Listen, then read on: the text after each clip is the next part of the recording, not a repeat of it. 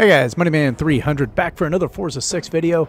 Continuing on with our ABCs challenge. Trying to win one in each division. We haven't won any in any division yet, but I think this is only the third video. So we got a couple of second place. I don't know, that first one we were in, we were leading. I think did I end up finishing second? I don't know. Second, third, something like that. Second one, I know we got second. Went for a little Sunday drive. And now here we are on Road America. This is Class A, so we're back in Class A, bringing out a new car, the 2002 Chevy Corvette Z. I think it's Z06. So it's a 2002 Corvette. This thing is fast and a bit unruly, so it's going to be interesting. Should be a fun race. Definitely going to have the speed if I can drive it through the turns. Should be in pretty good shape. And we are starting front. We got a back mono there. Looks like we got a what is that? A Diablo behind me. I think so. Just keep her straight. He got off the line good, but he's going to have a little trouble keeping up in the higher end. That I'm sure of.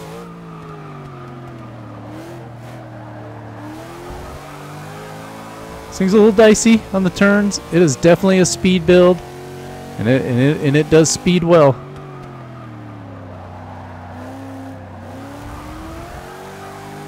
So it'll do well in these parts of the track here. I think there was 4 A-class cars, and it looks like there's only 3 now. I thought we had 4 to start with. It's catching guys already. This is going to get...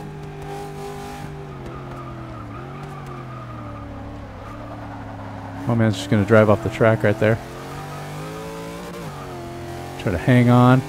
Hopefully we don't get in too much trouble with traffic here. Driving real careful right now. Try not to get him cut him loose too much here. This is a fun car to drive though. This is a good one. I think this one this is going to quickly become one of my favorite A-class cars, I have a feeling. This is a part of the track where that Diablo could make up some time in this turn here, without a doubt. But if I get through this turn, then we're in pretty good shape.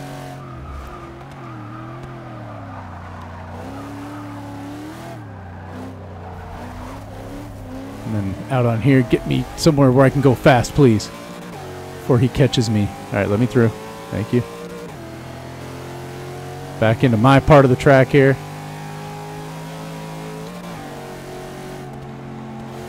Oh, I did not mean to knock that guy, but he's got to know I'm there. I'm sorry, dude, but you've got to see people coming up when you're in ABCs.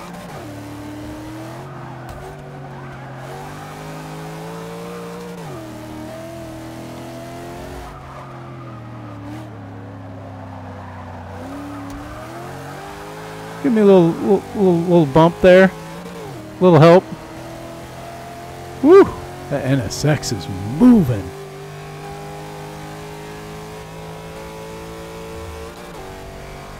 Still staying out front. We are in our second lap now.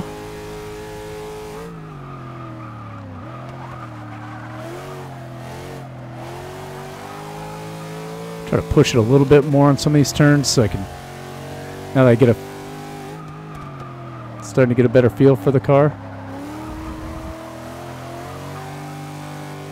Just so I can stay ahead of them a little more, put the distance on, because that last part of the track is where I get in a lot of trouble. I hope that guy didn't go flying off the track, but I thought that I was good over there, and he kind of moved over into me a little. I just wasn't expecting that.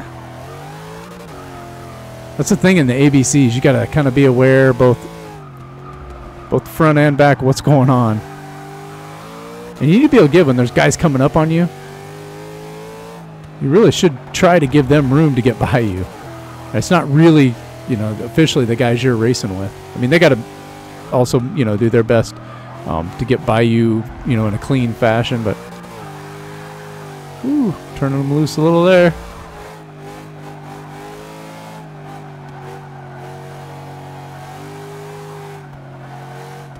Hate this part of the track. Not this part. This next turn is a...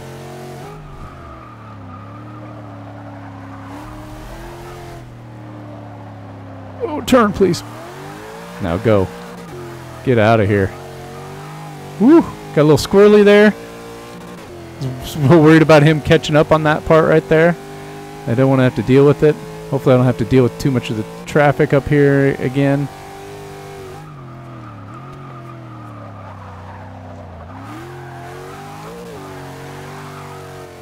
Yeah, he definitely can start to catch me in this part.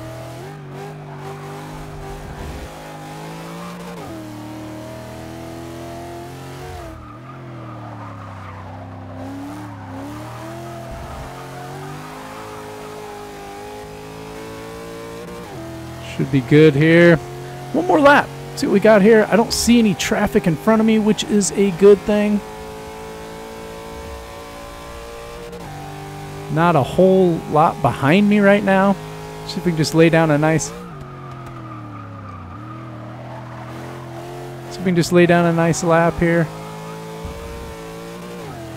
Starting to get a better feel each lap for how this car can run these turns. I didn't give myself much of an angle into that turn at all. Oh well.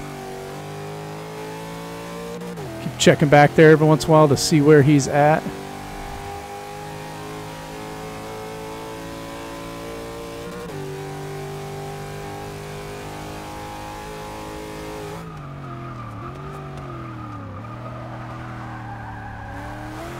Get around these turns good.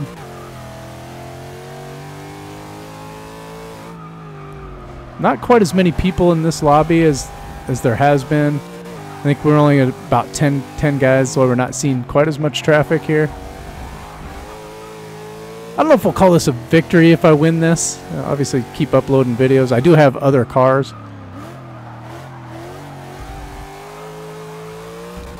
Although I don't know about if I do as much in A class. Well, I'll build another speed car. Keep the challenge going.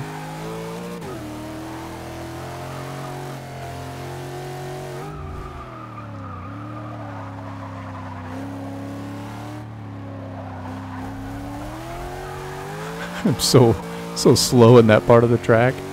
It's just awful. All right, so we're still good. Just don't crash.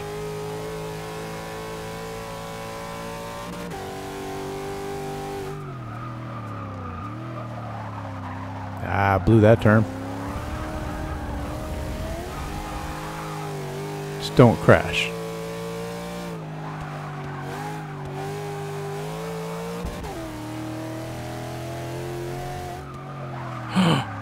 Oh man. Probably pushing that a little bit more than I needed to. Trying to get a little extra out of that one. I want to get a decent... I want to see if I lay down any kind of decent lap time. I didn't. I was a second slower that lap than the previous ones. I blew a couple turns there. Hey, look at that. We got our first victory. There's only 3 guys, so I don't know. You really want to count it. We're going to count it. I mean, obviously, I'm gonna take the win. Counts as a first place finish. So what we're gonna do though, because I did get a first place finish, we're gonna go over and take a look at the build and tune. So this video is gonna be a little bit longer. Show you guys this one. I think you really like this one's a fun one to drive. It does show up on the leaderboards here and there. It's not I wouldn't call it a dominant leaderboard car. In A class, the speed cars are pretty well balanced out. There's several of them that do well. So there's a lot to choose from. And I just thought this would be a cool car to build and tune, and I really like it. And it worked out well. I'll be interested to see what it does when we have a little bit bigger lobby and a lot more, other, more than just KTA Viper is definitely worthy competition, but more people in there. That Diablo just wasn't going to keep up from a speed perspective, no matter how you drove it, unless I put it off the track, which I tried to do. So let's get through this here. God, we still got 30 seconds for this thing to finish. But yeah, if you just control the wheel spin, I wasn't using traction control or anything like that. You don't need it. As long as you're just light on the gas and make sure you get the front end pointed the right direction before before you get too crazy with the throttle. And even when it does get a little bit upset, it snaps back into shape pretty well. So if you put it sideways a little, it does come back nicely and get you all set up. So Let's get through this stuff here. Skip through here, skip through that. And let's look at our race results real quick. See what our lap times looked like. Got some guys running the 223s out there. What was I at? So overall, I think I was third, maybe? Third, I was third in total in the lobby. 225, I did have that 224 in there. So not bad. Let's get back out of there. I wonder what that is comparatively. Probably not a great time. I think let's go check that in Rivals just real quick. We'll go run over and see. I'm just curious myself kind of how that compares to some of the other times. So let's do this real quick here. Let's get out of the lobby. Been fun racing with you guys. GG's. Get out of here. Let's go check. Oops, going wrong place here. Let's go check Rivals. It's late too. I'm tired. My mind's probably starting not to work very well. So time I can get videos in. Everybody's in bed.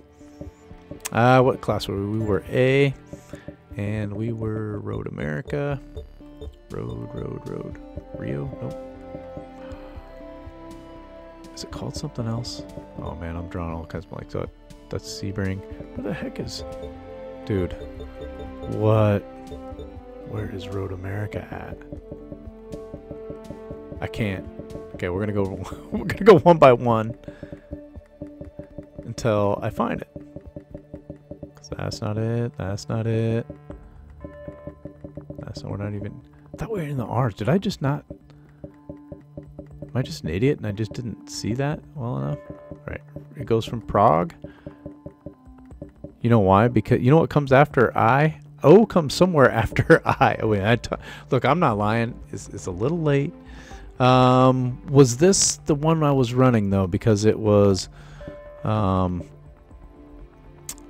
Road America Alt? Alt full or full? Let's take a look here. I don't even remember now.